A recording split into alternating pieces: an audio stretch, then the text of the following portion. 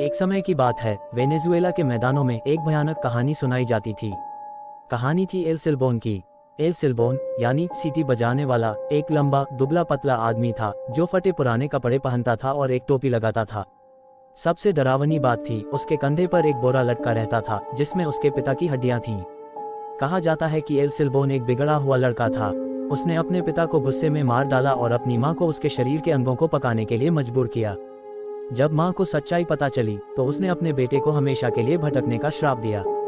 L सिल्बोन रात में घूमता है अपनी भयानक सीटी बजाते हुए।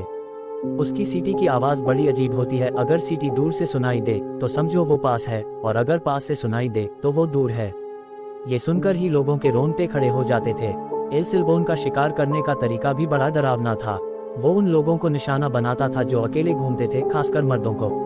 कुछ कहानियों में कहा जाता है कि वो बेवफा मर्दों को पकड़ता है।